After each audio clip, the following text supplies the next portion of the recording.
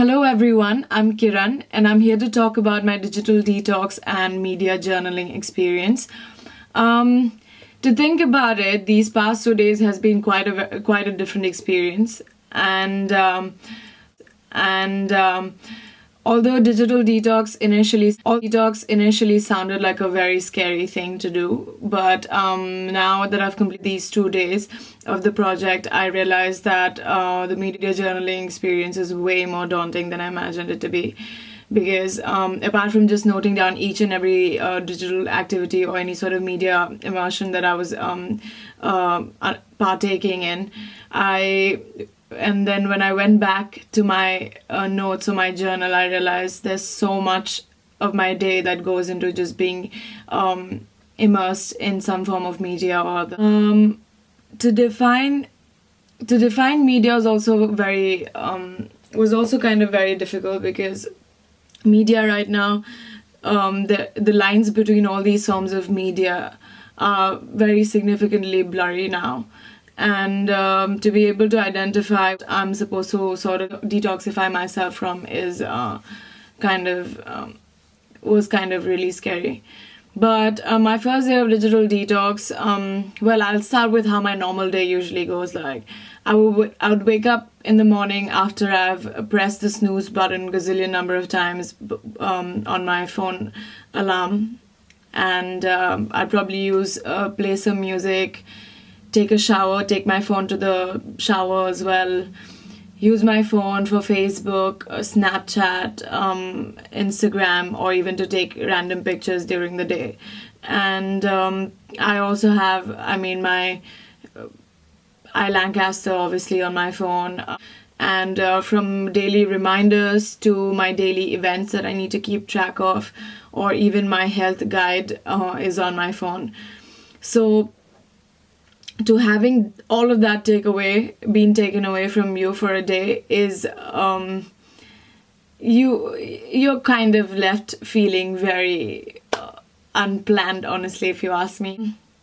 At the end of it, actually, I came out feeling very relaxed, and I understand a lot of things in a way that I wouldn't have if I hadn't sort of detached myself from media for a day. My dependence on media is crazy, to the extent to which that I sometimes, when I don't want to be in the complete silence of my room, I even play YouTube videos or some sort of TV show on my laptop as just background noise. And it's when you take two steps back at it and you look back at yourself as like from a very third person perspective, you think, why? Like, do I even really need this? Through the day, I kept thinking of these things that I needed to Google search right after we're done with this. One of the things was that through my whole digital detox experience, I kept feeling these phone vibrations through the day, and I thought, I did not have a physical phone with me, but why am I feeling this? So when I got down with my digital detox, I looked that up, and it says this is actually a syndrome now. It is called the phantom vibration syndrome. And it is quite, people do actually, it's not just me, there are a lot of other people out there that actually go through something like this on a day-to-day basis, which just shows our extent of dependence on our phones, I guess. I won't say that digital detox made me feel like I had a lot of free time at hand. I in fact felt I could do so much with my day that all the things that I would usually put off for later, or say that vacation time's gonna come and I'm probably gonna read the book that I've been planning to read.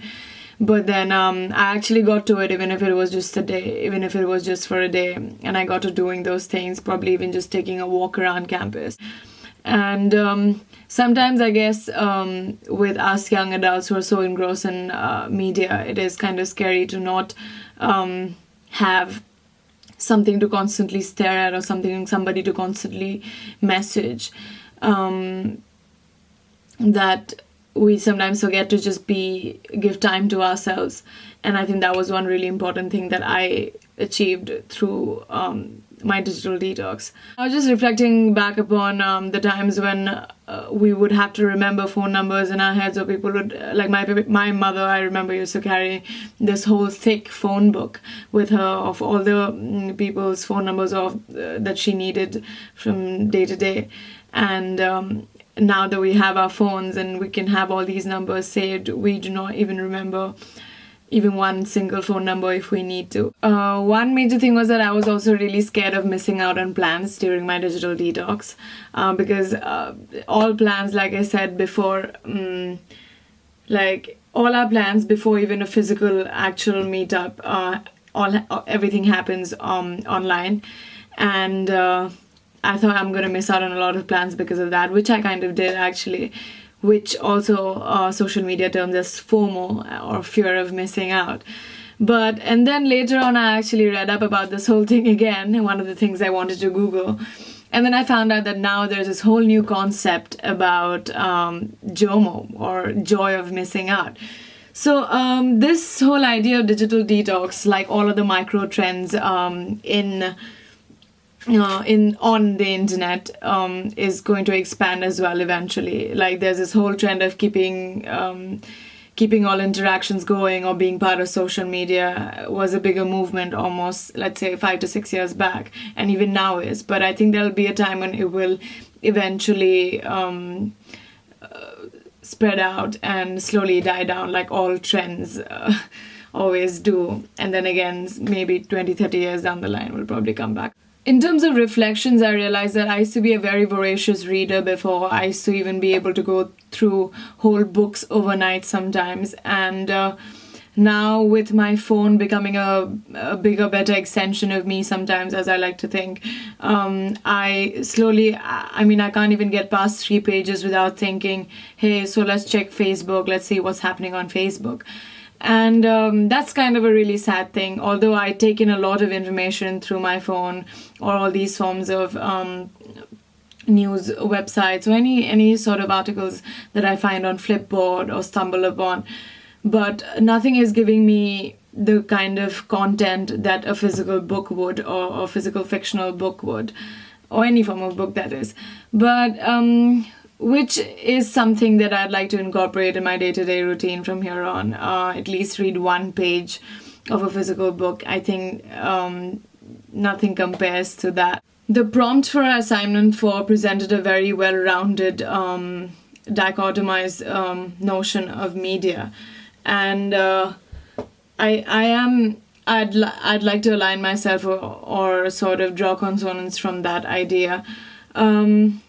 Although digital media might change the way we process information, maybe we just skim through information now, or the way we sort of communicate has changed because of digital media. But we cannot deny the fact that it lends convenience to us in ways unimaginable before. And we communicate faster, we work faster, we solve problems faster, but it just, I think, how or to what extent we are engaged with this form of media. Does it have to? Do our lives need to revolve around these forms of media, or can we operate at a more individualistic level instead of just lending to this whole social media collectivism, or this digitized collectivism of ideas that we understand to be true at this point? I think one thing that I'd definitely like to say in this vlog would be, in one of the media lectures by Mr. Adam Fish, was I think he said something along the lines of, I'm not really sure about as to what he exactly said, but he said something along the lines of these social media or Web 2.0 applications make commodities of us all. To think about it, it is so true. Social media, or be it Facebook, Snapchat, Twitter, any of this wouldn't have existed if we weren't the products of it, if we were not engaging with it. So, to think about it, it's a very symbiotic association that we've formed with all these applications. They cannot survive without us, and we now think that we cannot survive without them. Overall, I'd say there's always two sides of a coin, and if something is not pushed towards an extremity, I think it is alright. And where we are today is where our dependence on media or in any form is just too much, and that we could take 2 steps back and give some time to ourselves.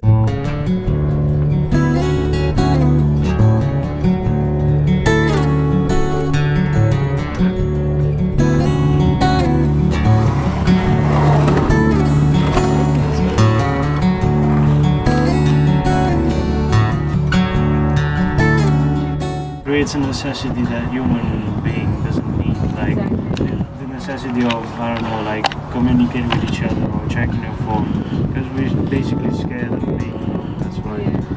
And yeah, it's reasonable, but it's stupid. So. Yeah.